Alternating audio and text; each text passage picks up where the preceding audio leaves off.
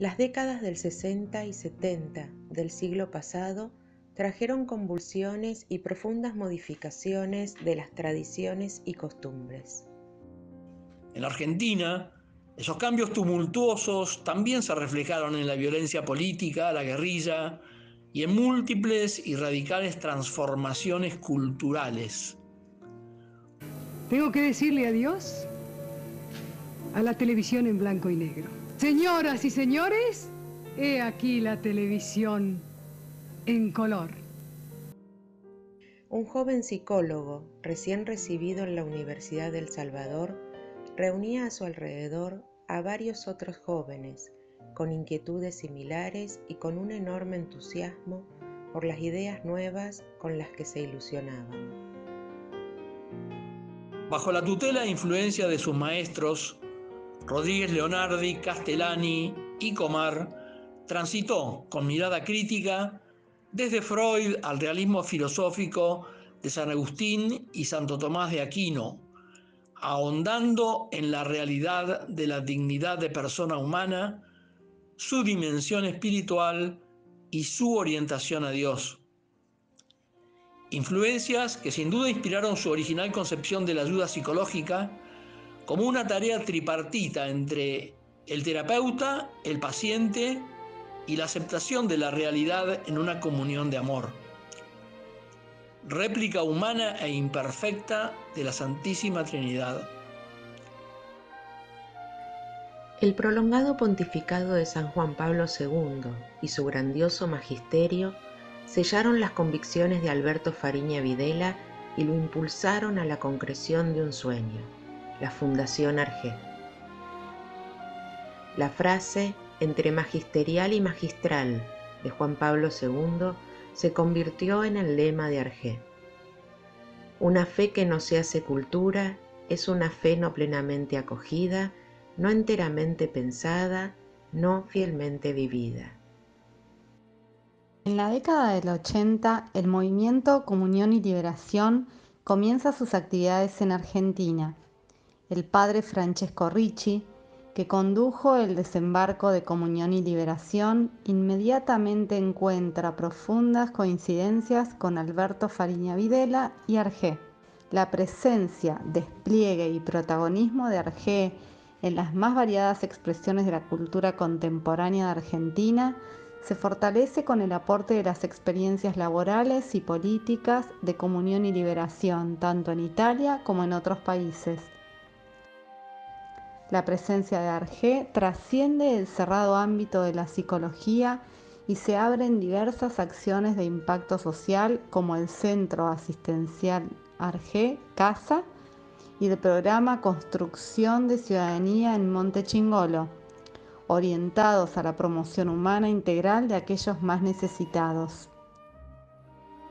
En septiembre de 2000, con motivo del Jubileo del Cristianismo, Argé organizó en Roma su 21º Simposio Cultura y Fe sobre Misión y Perdón, un encuentro, una experiencia entre católicos universitarios, conectado por teleconferencia vía satélite con Buenos Aires, Rosario y Salta. La trayectoria y el legado de Alberto Fariña Videla lo convirtieron en un padre y maestro que convocó a quienes lo conocieron a vivir con fidelidad y pasión en la propia misión. Cuando estás caído, ¿cómo te levantás? Primero trato de agarrarme de algo. Y no es un chiste, no es solo un chiste.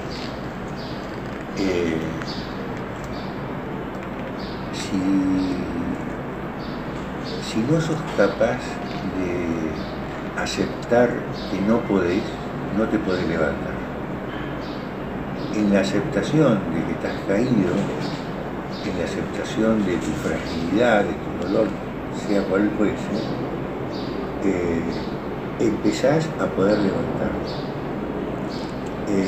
Y te tenés que agarrar de algo, no necesariamente de algo físico, sino tiene que ser algo que tenga que ver con lo que se ha caído, que vos querés que esté de pie.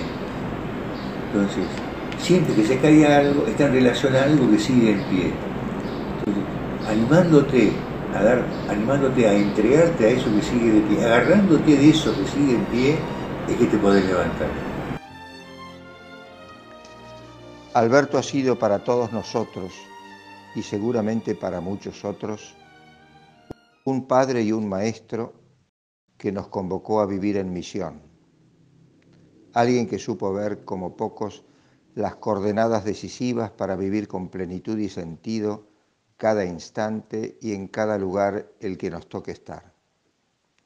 Alguien que vivió con una esperanza tan fuerte, tan verdadera y tan decisiva que lo mantenía lejos de la tranquilidad y la certidumbre. Alguien que construyó cosas fantásticas y se despegó de ellas cuando fue necesario para seguir vivo. Alguien con una mente grandiosa, una pasión sin límites y un amor a Cristo y la Iglesia que alimentó a varias generaciones y lo seguirá haciendo. Alguien que se entregó a ser perdonado con la misma intensidad con la que tendió su mano.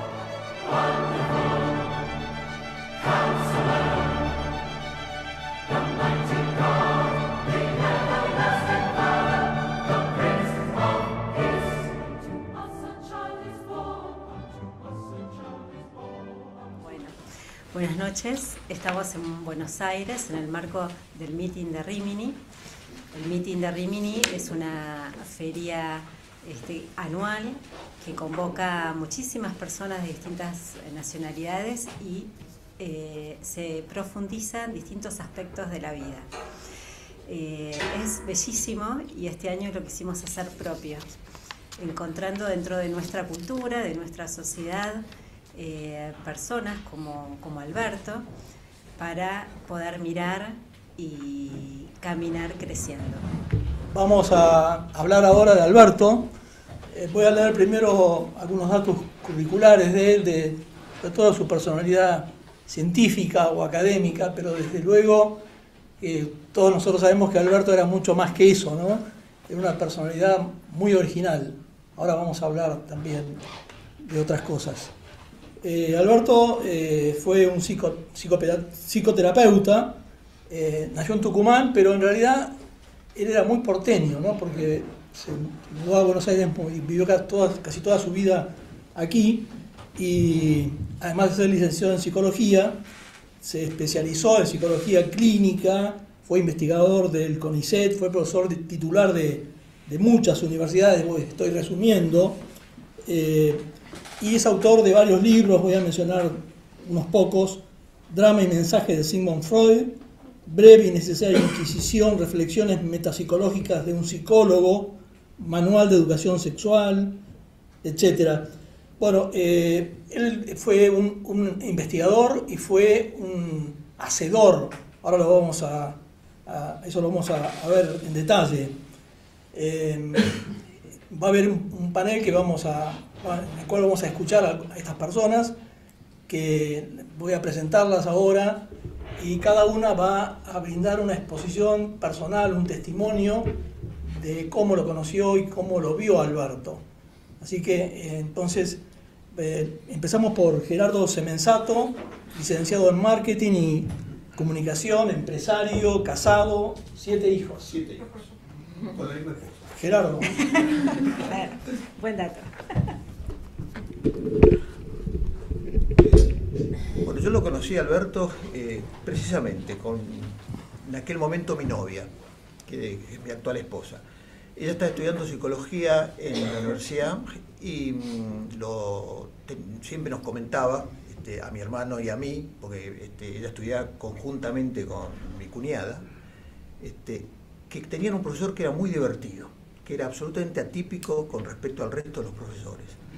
Tanto es así que un día le dijo que nos invitara a nosotros para tener una charla con él. Entonces nos invitó a la casa y la charla esa se convirtió en un grupo de estudio. Y como Alberto no andaba con chiquitas, dijimos, bueno, lo primero que vamos a hacer es estudiar la Suma Teológica, Santa Tomás de Aquino. Lo cual para mí era un cascote, una cosa inconmensurable, pero realmente maravilloso cómo nos fue llevando. Y la primera impresión que me quedó de él, que era un tipo, además de divertido, tenía un cristianismo explícito. tipo era un católico explícito y no vergonzante, o sea, y lo decía con mucha polenta. Y si tengo que resumir lo más importante que me enseñó, nosotros teníamos largas charlas en los grupos de estudio, después a lo largo de los años, es que él comprendía a la persona absolutamente, o sea, tanto desde sus aspectos gloriosos como desde sus aspectos miserables. Entendía la verdad de la persona humana. Eso me pareció, realmente, para mí fue un descubrimiento deslumbrante, porque yo venía toda una educación al revés y además éramos unas criaturas. Y además tenía otra característica, que era un tipo que pensaba a lo grande. O sea, siempre tenía proyectos más y más y más grandes. Y uno de estos proyectos un día me llama a la oficina para invitarme a almorzar con un cura que era Francesco Ricci, que era el que trajo Comunidad de Liberación, que también, Ricci tenía una frase que decía: con los obispos no hay que pedir permiso, hay que pedirles perdón. Eso significa que había que hacer lo que estabas entusiasmado en hacerlo. Y Ricci, conjuntamente con Alberto, tenía esa característica de ver la realidad completa. Ricci era un tipo que te podía hablar de lo que era, cómo se manejaba realmente el poder en el mundo empresario, en el mundo político, y las intervenciones de él y la idea que tenía era que el movimiento ocupara un lugar importante, que coincidía absolutamente con lo que Alberto pensaba y lo que Alberto soñaba cuando armó la fundación. O sea, la fundación no podía hacer algo que se quedara en lo chiquito, y el movimiento, según Ricci, tampoco podía hacer algo, no podía ser un arreglo de parroquia, tenía que ser algo realmente importante. Bueno, y en ese almuerzo, con esas cosas que iban a los chiquitos, se les ocurrió que tenían que comprar la revista Skew, que era un periódico, y convertirla en un símil latinoamericano de 30 giorni, nada menos. Y bueno, fue todo realmente una experiencia, para mí fue muy, muy enriquecedora, muy, muy divertida. Además de los fideos que preparaba Ricci, que todas las noches necesitaba comer, realmente para mí todos esos años fueron muy importantes y me marcaron en la coincidencia de la forma de ver la vida y los saberes de estas dos personas, ¿no? Tanto Alberto con sus características y su humor permanente, y Ricci siempre Ricci tenía una última palabra cuando terminaba, siempre él después te decía algo que tenía que ver, que no lo había dicho en su momento, ¿no? Que bueno, ese es el resumen de lo que... Bueno, muchas gracias. Bueno, ahora le pido a Fernando Petroni, psicólogo, bueno, presidente de la Fundación Arge. Ya no más. Bueno, retiro efectivo. En retiro efectivo. Y le pedimos entonces que cuente, no sé cómo va a ser para resumir en 4 minutos un problema de él. Toda la experiencia de amistad con Alberto. Bueno, yo conocí a Alberto cuando yo tenía 18 años. Él era un hombre más grande para mí, tenía 29. O sea, más o menos la misma diferencia que tiene mi hijo mayor con mi hijo menor. O sea, podríamos haber sido hermanos de generación. Lo conocí por intermedio de un compañero de la facultad, de El Salvador, que casualmente participaba en uno de estos grupos de estudio que generaba Alberto, ¿no? Era a su vez, ya en ese momento cuando lo conocí, profesor en la Universidad de Belgrano. Era un hombre grande, 1,90 y pico, delgado. Y yo cursaba desde el año 67, mejor dicho, en el año 67 cursaba ya mi primer año en la Facultad de Psicología. Ahí lo conocí en una asamblea universitaria, donde él estaba puesto en otro lugar porque ya era profesor. Y bueno, lo conocí de una manera... Yo participé de esa asamblea, hice una cosa absolutamente desatinada, y después me contaba un amigo en común que preguntaba quién es ese salame que está diciendo esas cosas, que venía a ser yo, ¿no? Bueno, Yo a los meses ya me había incorporado a un grupo de estudio, que Alberto, uno de esos que, repito, tenía él, que estudiábamos la metamorfosis de la ciudad de Dios, de Tien Gil Son. Nosotros, con Alberto se estudiaba cualquier cosa menos en psicología. En todos sus grupos de estudio no estudiamos psicología. La psicología ingresó a la fundación 10 años después de su existencia. Éramos psicólogos, trabajábamos, vivíamos de eso, pero la cabeza estaba en una cancha muy grande. Alberto tenía, no una cancha en el sentido de un dominio, sino tenía un universo muy grande, muy grande.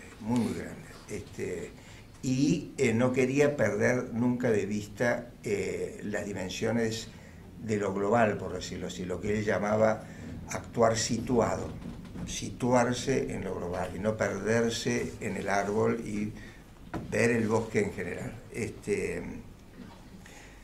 Bueno, contagiaba un entusiasmo extraordinario, era un hombre locuaz, enérgico, provocador, confrontaba. Yo era creyente, estaba bautizado, había tomado primera comunión, por una formación que me dio mi madre. Yo venía de una escuela primaria y un colegio secundario laico del Estado, no había tenido instrucción, era creyente efectivamente, pero el conocer a Alberto me enseñó algunas novedades. Por lo pronto, para mí, encontrar un creyente que fuese piola, no fuese salame, dijese alguna mal palabra, no era frecuente. Y que a su vez no estuviese obsesionado por bautizar las cosas que pensaba o que hacía. Era además un hombre de acción, muy corajudo. Él desconfiaba de los prolijitos, de los demasiado ordenados. Y tenía cátedras que eran centros de formación, cátedras que estaban compuestas por 20, 25 personas. Yo, por ejemplo, me incorporé a la cátedra de la Universidad de Belgrano, ese era un centro de formación realmente. Y se estudiaba mucho más allá de lo que el programa que se dictaba. Era cátedra donde participaban ayudantes o profesores judíos. Uno de ellos, a raíz de la experiencia de la relación con Alberto, se convirtió, Eduardo Fuchsman, parecido ya, fue incluso un miembro fundador de Arge. Era realmente, y no porque hablase de teología necesariamente, trasuntaba su fe, y a su vez lo vinculaba con los hechos concretos, por decirlo así. Era un hombre dispuesto al diálogo. En el proceso militar, Alberto tenía una cátedra en la Universidad de Buenos Aires, de la que yo participaba, el San Donadío también. Durante el transcurso del proceso, Alberto era titular en la Facultad de Filosofía y Letras en la Universidad de Buenos Aires y tenía una cátedra que incomodaba incluso al decano, el padre Sánchez Abelenda, por aquel entonces, porque las reuniones de cátedra se hacían con la participación de delegados alumnos. Y los delegados alumnos, a su vez, los alumnos elegían delegados que participaban de la reunión de cátedra, a su vez evaluaban la cátedra, evaluaban a los profesores, algo no precisamente muy ordenadito. Alberto era una persona que sostenía una cultura, no un régimen. Y a su vez estaba convencido, y lo decía muy frecuentemente, que este país tiene una solución cultural y no política, por decirlo así. Por más que había tenido militancia de joven, etcétera, etcétera. Tanto que incluso estuvo en su momento amenazado por el ERP. A un íntimo amigo de él, Bubi Sakeri, lo mataron, íntimo amigo, y él estuvo durmiendo en casas distintas durante una semana porque el próximo era él. y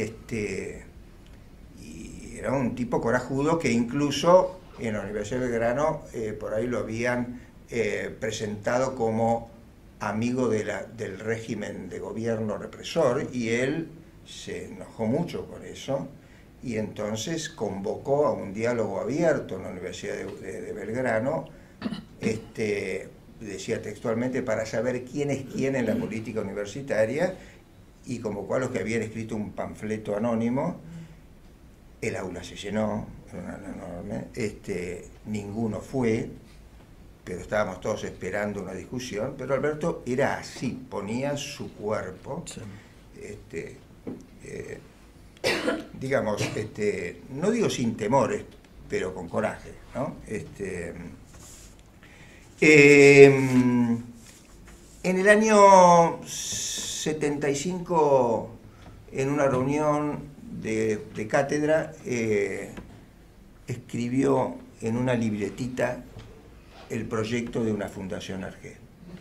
Tenemos que hacer una institución que haga lo que la Universidad Católica Argentina, no me refiero, las universidades católicas argentinas no hacen, o sea, evangelizar la cultura. Entonces, tenemos que hacer una institución.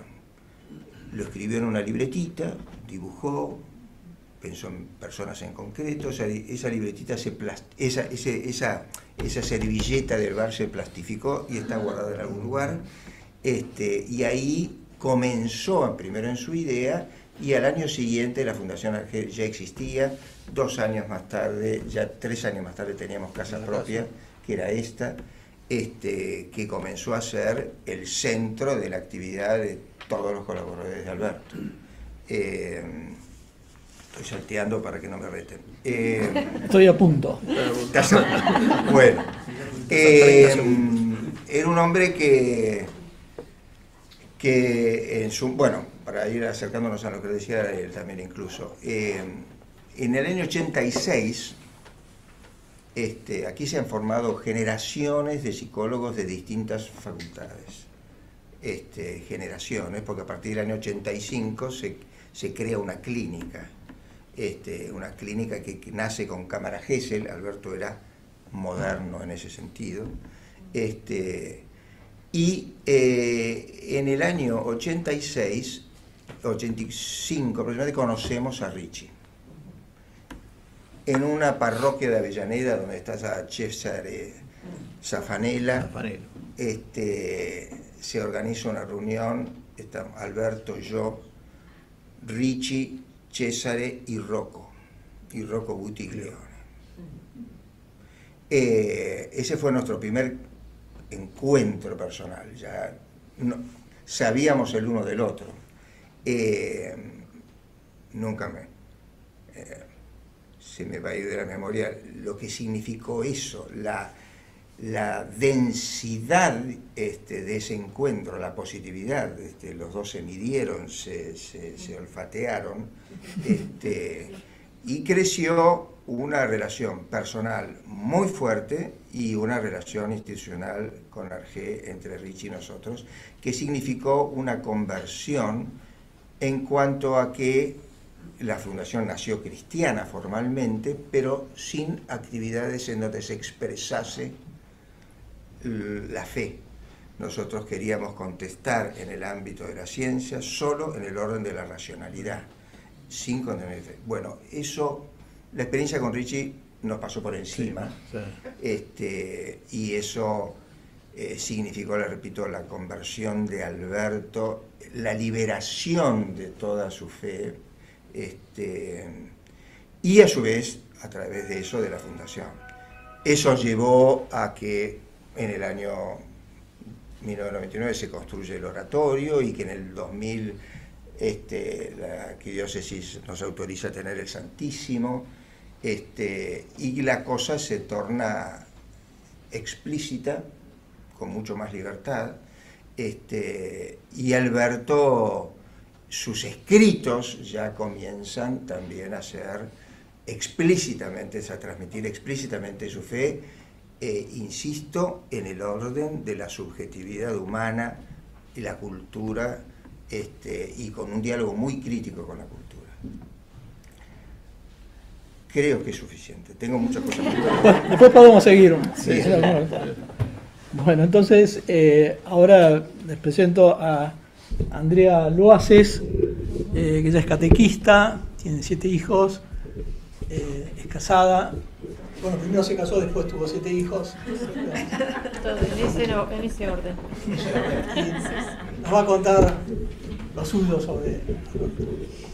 Bueno, mi encuentro con Alberto, yo era un adolescente, como había nacido, yo era parte de Comunión y Liberación, cuando esto recién comenzaba aquí en Argentina, y como había nacido esta amistad con Arge, bueno, yo tenía una adolescencia un poco turbulenta, digamos. Entonces dijeron, ¿por qué no vas a hablar algún día con Alberto? Bueno, claro, bastante contestataria y todo eso. Yo dije, bueno, es un amigo nuestro, qué sé yo. Entonces de ahí nació un afecto con él muy grande porque, bueno, voy a leer lo que escribí, ¿no? Alberto era un hombre muy alto y su altura reflejaba su estatura humana. Tenía una mirada profunda y una visión cristiana y totalizante de la vida. Que cuando uno es adolescente, no le alcanzan visiones parciales, ¿no? Él veía la vida en su totalidad, ¿no? Era un faro en el cual mi persona, mi adolescencia, encontraba certezas. Esas personas, esos encuentros que no se olvidan. Siempre te recibía con una sonrisa y así se despedía. Puedo recordarlo aún, levantarse de su sillón ahí, era enorme para mí porque, como él dijo, era muy, muy alto, ¿no? Esos encuentros que te llegan al corazón y te van reafirmando en el camino de la vida. Son como faros que te dan certezas, en las cuales podés reflejarte y crecer. Y yo me decía, ¿cuánta falta hace hoy para los jóvenes personas así, ¿no? Personas que sean faro y que vean tu humanidad no solo por lo que falta, sino por lo que es, ¿no? Su pasión por el hombre era evidente y se manifestaba en el valor que le daba el encuentro con cada persona. No era obvio encontrar un psicólogo y además cristiano. Creo que la amistad con Richie nació también por esa necesidad de hacer culturalizar la fe y al revés, ¿no? Que la fe se haga cultura. Era lo que de alguna manera nos acercó al movimiento. Porque no recuerdo bien la frase de Juan Pablo, ¿no? Que una fe que no se hace cultura. Y en ese momento para Richie y para la Fundación Arge era como que un punto de unión muy fuerte. Y bueno, ojalá podamos ser faros, ¿no? de haber recibido esto. Yo estoy muy agradecida y ojalá podamos ser faros para los demás, ¿no? Encontrar personas así cuando uno está creciendo, es adolescente, que marcan tu vida, que te dan certezas, en quien podés mirarte y que confían en vos. Bueno, eso fue Alberto para mí. Gracias. Muchas gracias, Andrea. Y entonces a mi derecha está Adriana Ventura. Y ella es madre de 6 niños, supongo que casada también. Sí, me casé antes también. Diseñadora, estudió es diseñadora gráfica y hace diseño interactivo. Sospecho que entre muchas otras más cosas, pero le pedí que a todos los panelistas les pedí que un renglón nada más. Así que han cumplido muy bien. Muchas gracias. Bueno, yo no lo conocía, Alberto, así que estoy acá porque quedé ante la lectura, cuando falleció Alberto, salió un artículo y lo conocí a través de esas palabras, de las palabras de Jorge, que debe estar por acá, sí, Jorge Rullón, y la verdad que me impactó la trayectoria de su vida, me pareció que pucha, me había perdido encontrarme como una persona como él, porque digo, del artículo me surgieron tantas preguntas, decir, ¿cómo sería Alberto? Yo le dije a Alberto desde el principio, ¿cómo sería Alberto para que tantos estudiantes lo sigan? ¿Cómo sería Alberto para crear una fundación y que pares estén entusiasmados en distintos aspectos de la cultura? ¿Cómo sería Alberto para crear que esta fundación se siga desplegando y que pueda haber todos los factores de la realidad, o sea, que tenga esta mirada amplia? ¿Cómo sería Alberto para encontrarse con el otro y que el otro sienta esa profundidad de mirada, de que pueda empatizar, entenderlo? O sea, ¿cómo sería la humanidad de Alberto para que él también se deje transformar a través del encuentro? O sea, a través de este sacerdote Ricci, que yo tampoco conocí. Entonces empecé a buscar a personas que lo habían conocido, Alberto. A Karina Ferrante a su vez me presentó a las personas de Argé, y con ellos iniciamos un camino de encuentros semanales, sistemáticos, que fueron desilvanando, o sea, abriendo esta persona para que, ofreciéndome datos y a estas preguntas que yo tenía, ¿no?, acerca de Alberto.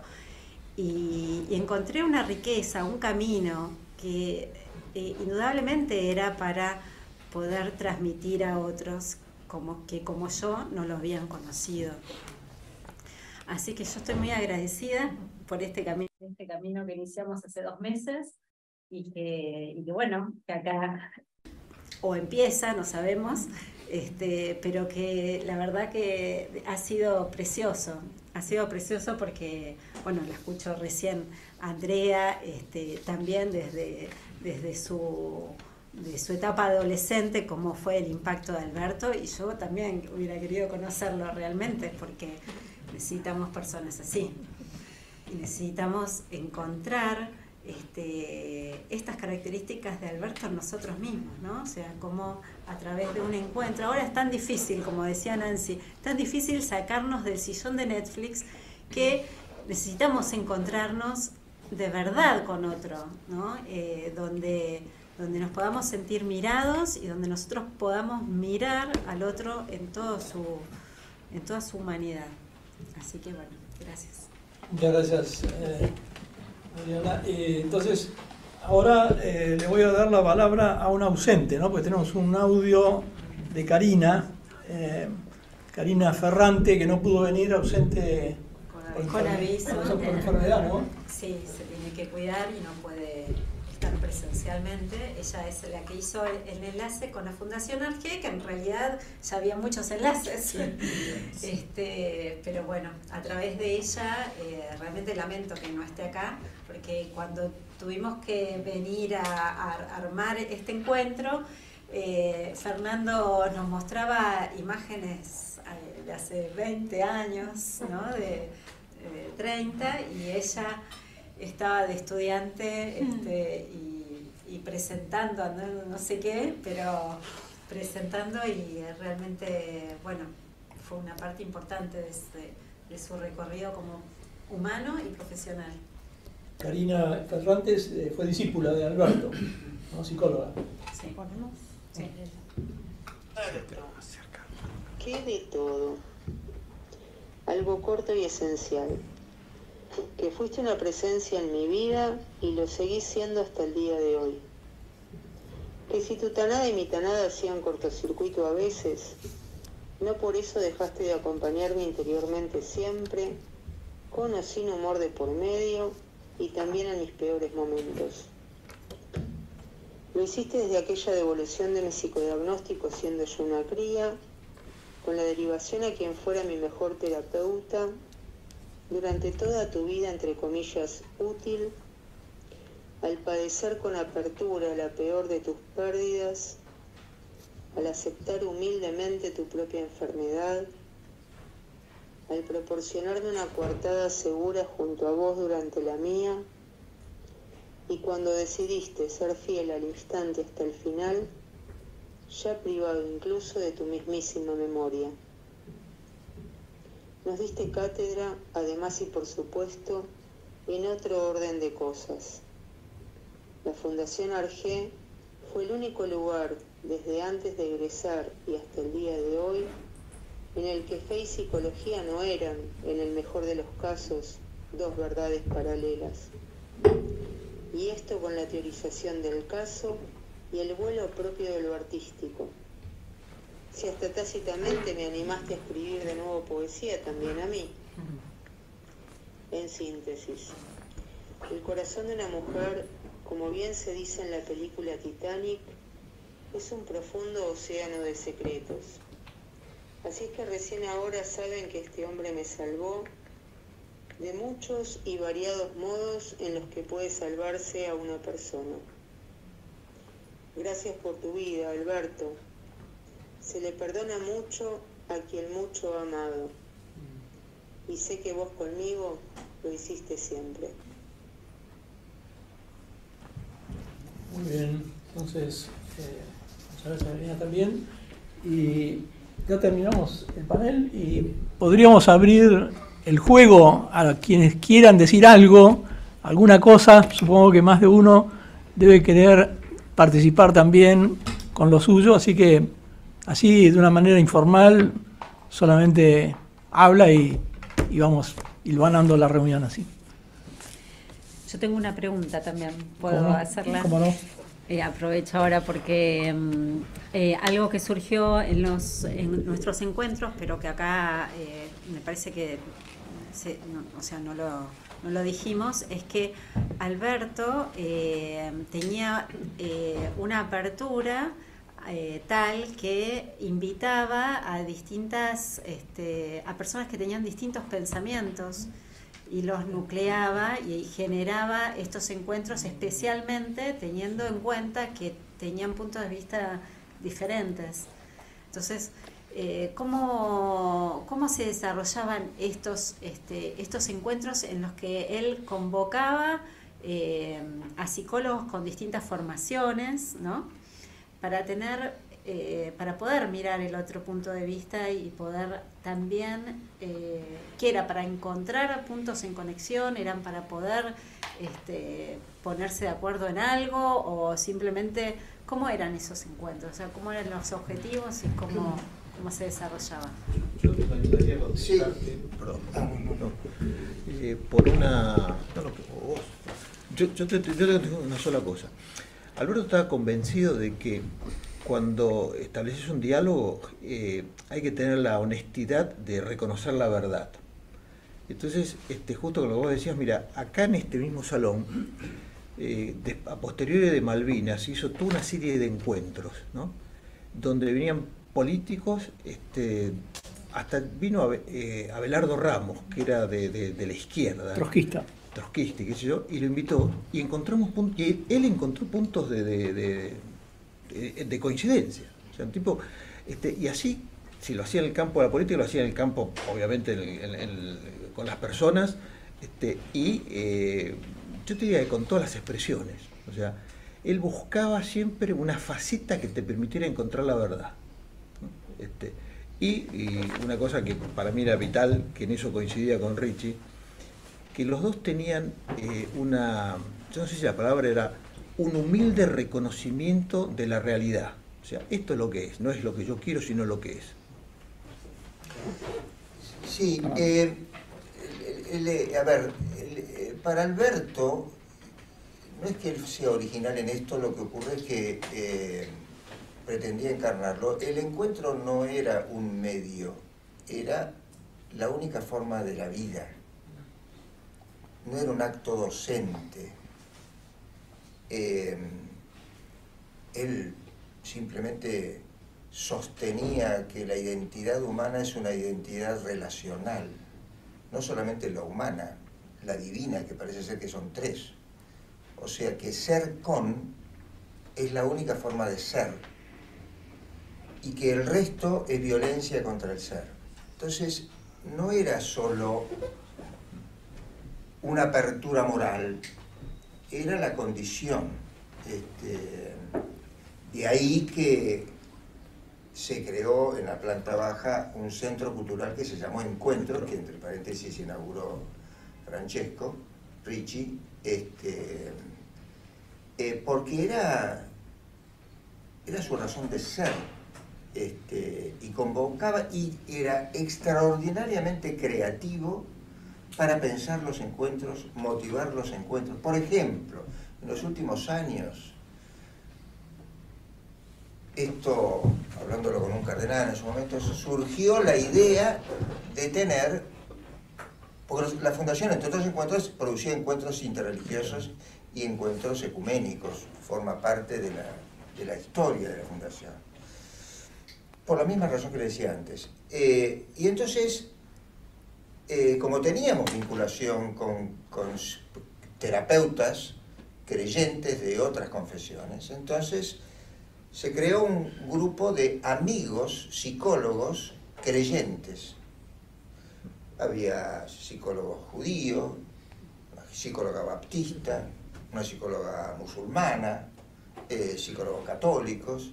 Y entonces, ¿en qué consistía? Nadie daba clase de nada, simplemente compartíamos la experiencia de pensar juntos cómo se daba en nosotros la condición de ser psicoterapeutas y creyentes. ¿Y cómo se daba eso en nosotros?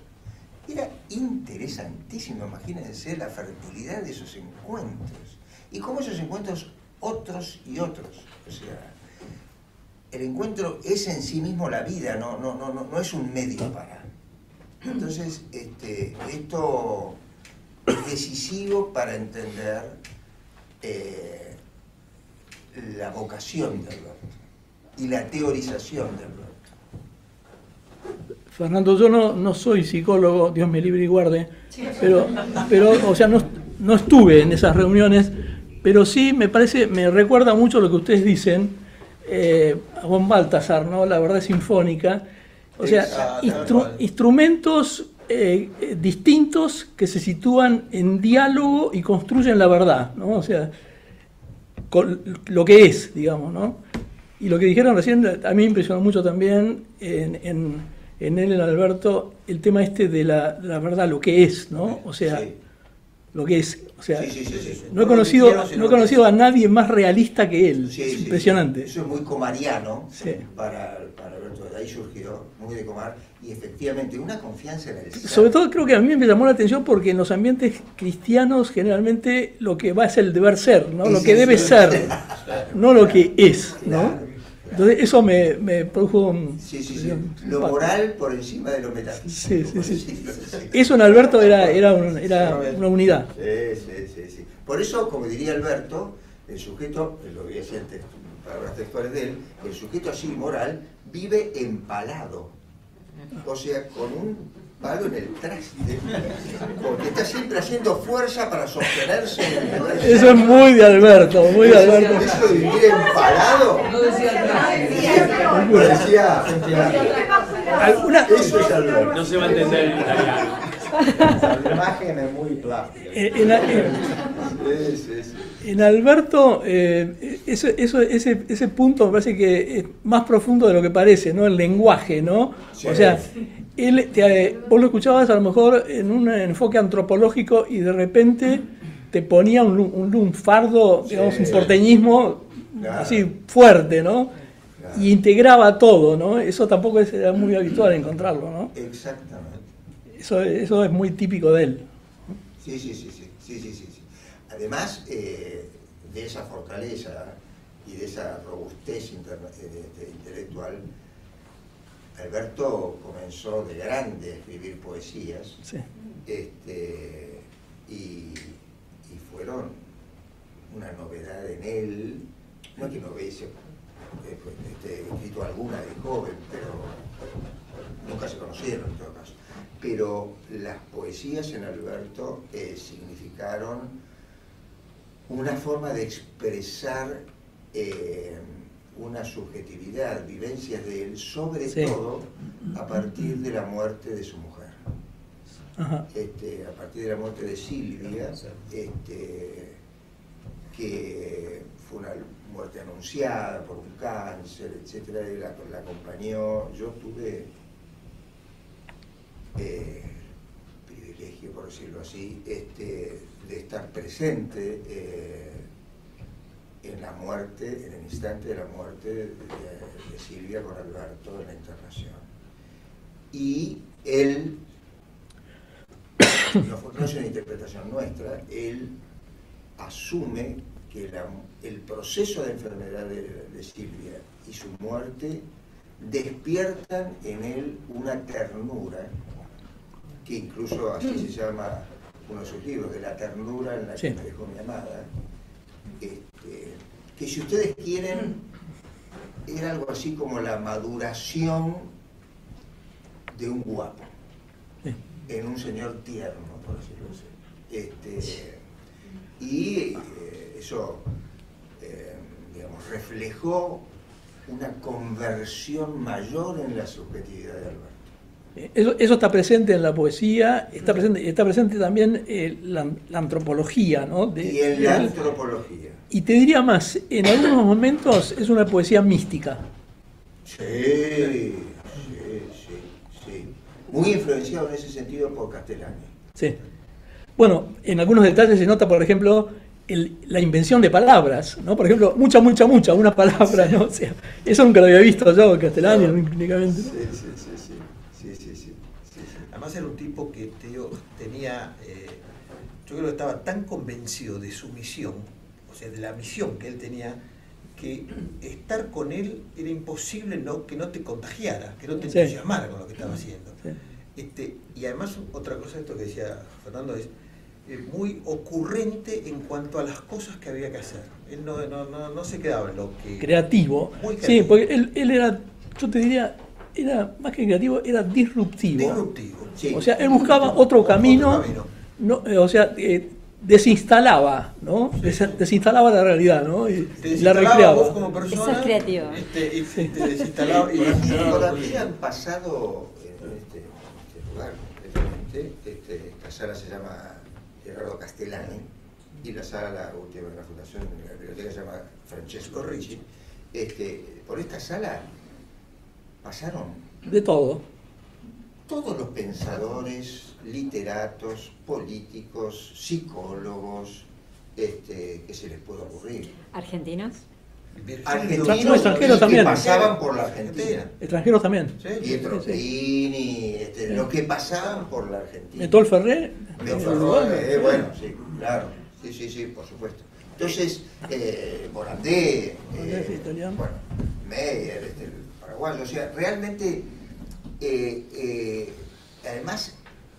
no le tenía miedo a lanzarse a con ninguna... No, al contrario. No tenía miedo a que empalidezca la ortodoxia de la fundación a escuchar acá determinadas cosas. Para nada.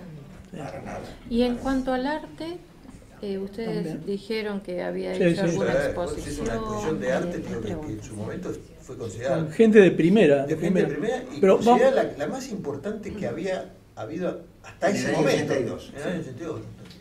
Cuitica.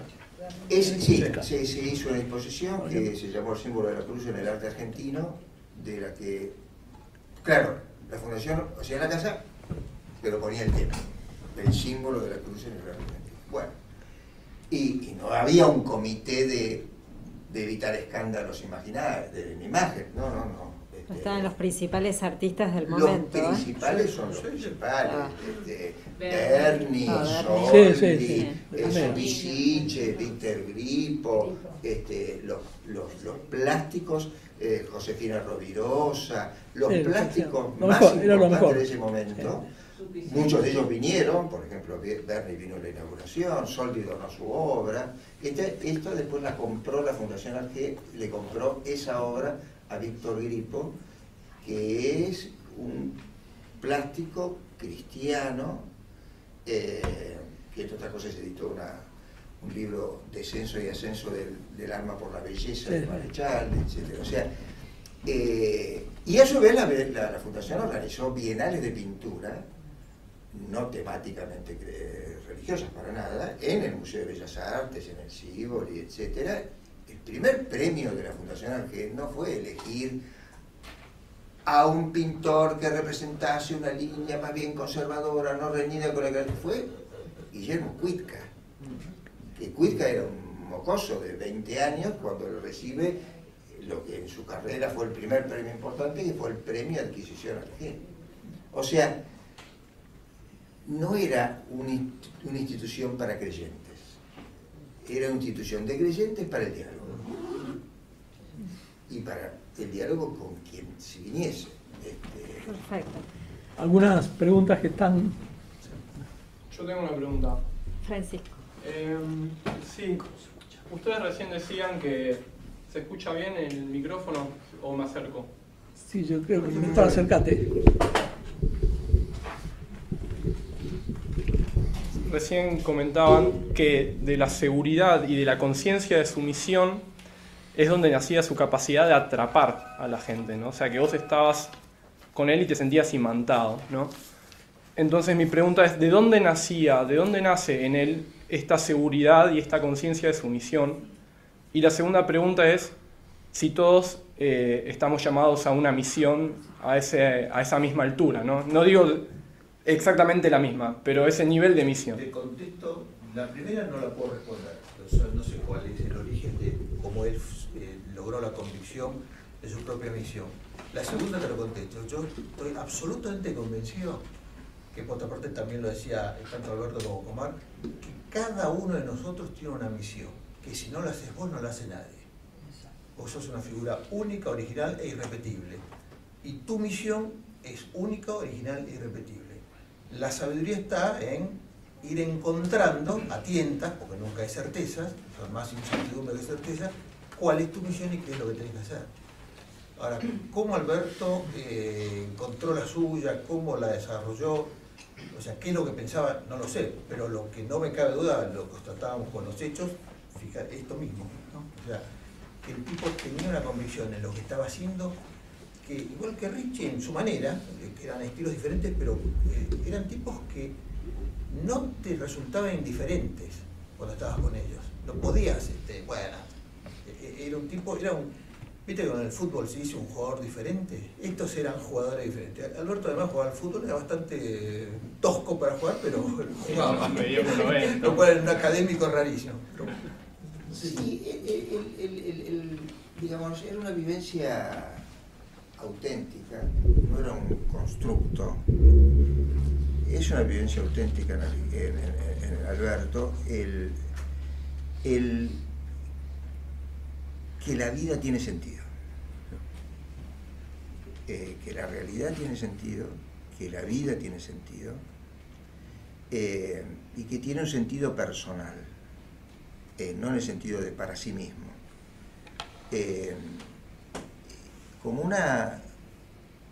no como una conclusión racional, sino como asumir la respuesta original de la subjetividad humana. El sujeto, el ser vivo, desea la vida. No es una imposición ad extra. Desde el mismo ser, el seguir siendo, y como decía él, el seguir siendo y el ser siempre más, no es un ser que se conserva, sino que lo propio de la dinámica de la subjetividad es ser y ser más, como requisito de tu propia subjetividad, no como un valor que te viene desde afuera, por decirlo así. Entonces, como una primera definición preconfesional, por decirlo así, que el ser quiere ser, y el ser humano quiere ser de una manera especial, que es con conciencia de que es. Y bueno, y con la intuición de que más que una causa para vivir, hay una misión, en este sentido, que hay un para qué que consiste básicamente para él, lo propio del ser para Alberto, que no es para Alberto. Para todos. para todos. Lo propio del ser es darse. Porque no es un ser que quiere conservarse. El hecho de ser ya implica darse, ya es jugarse por algo que no está bajo mi dominio. Es darse, arriesgarse, buscar más. No es el conservar. Entonces, es una visión desde el deseo y la evidencia de querer ser, de desear ser, no de una imposición ad extra.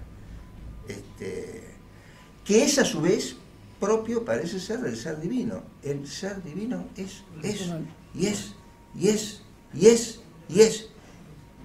Y es vinculación, es relación, no es un uno. Insisto, es una realidad de diálogo, de ser. Lo propio del ser es ser y más. Y con. ¿Podés aclarar un poco el tema de las tres personas de la Santísima Trinidad que él decía, ¿no? ¿Cómo, perdón? Si podés aclarar un poco sobre el tema de la Santísima Trinidad, de cómo él explicaba. No más que lo explicar. En principio para Alberto fue clave para todos nosotros, que eso fue potenciado también, no por casualidad, en la relación con Comunión, con Richie, completamente, el conocer a von Balthasar, que significó un cambio en la visión de la subjetividad. Pareciera ser que no es que Dios es alguien y después es padre, o es otro que es algo o alguien y después es hijo, y otro que a su vez es... Parece ser que el ser del padre es ser padre. No hay otro, no es alguien que es y que además es padre, que tiene un rol. Su ser consiste en ser para. Y Cristo no es un sujeto que es algo y que recibe algo y que obedece, sino que su ser consiste en recibir el pedido del Padre. Y el ser del tercero, que su ser consiste en vincular eso. ¿Me explico? El ser es vínculo, es relación. No es que uno es y se relaciona. Esta intuición, que es, si ustedes quieren, de lo más ortodoxa, cuando uno lo intenta vivir desde la experiencia de la persona, de la subjetividad, o sea, una confianza en la subjetividad de Dios, una confianza en el Dios como sujeto, como tres sujetos que se vinculan, y ese no como modelo, sino como el hecho propio del ser en el que estamos todos. ¿Me explico? Es una experiencia, una intuición subjetiva, no en el sentido positivista de la palabra, sino vivida por alguien acerca de alguien. ¿Me explico? Sé que no contesto exactamente eso porque no tengo respuesta a eso, pero es eso. Jorge, una pregunta. Hablando de lo que preguntaba sobre Alberto, ustedes si tenían la respuesta o no, yo tuve la suerte de recibir de manos del hijo el último libro que Alberto tenía en su mesita antes de que lo llevaran a internar. Ese libro eran las obras completas de San Ignacio. Y ese libro tiene solamente en la última página escrito de puño y letra de él, no tiene otro escrito, que dice: para un cristiano descubrir su misión es descubrir para qué ha sido enviado. Eso fue todo lo que escribió él, en la última página. Bueno, estamos terminando, ¿no? O sea, sí, tengo una pregunta. Sí, la última. La última. Bueno, después de este encuentro entiendo por qué Adriana por 2 meses insistió con este encuentro. Porque se ve en Alberto esta pasión por el hombre, ¿no? Claro. Por esta relación con el mito. Es el tema de Rimini. Sí, el tema de Rimini. Y me asombró, tengo que decir, y yo estaba en el 85 cuando Giussani hizo este discurso que es la base la frase, del título, a donde él decía que de dónde nació históricamente la pasión por el hombre. Nació de cuando un hombre empezó a decir de qué le sirve al hombre ganar todo el mundo si después pierde a sí mismo, ¿no? Entonces, como que el origen de toda esta pasión por el hombre nace de este reconocimiento del valor infinito del hombre, ¿no? Que no hay ninguna cosa en el mundo que valga cuanto esta atención que el hombre tiene, ¿no? Y ahora no logro conectar con Alberto, pero si ustedes me ayudan a ver, en Alberto seguramente estaba esta concepción, ¿no? Pueden, no sé, algo que como él se portaba, hemos escuchado esta pasión por el hombre en acto, ¿no? En acto. Era él, era así. Bueno, entonces me parece que estamos ya en tiempo y nos despedimos. Sí, leído desde acá, esto que vos estás diciendo, la pasión por el hombre. La pasión por el hombre es una respuesta en mí, esa pasión, por lo maravilloso de la vida humana.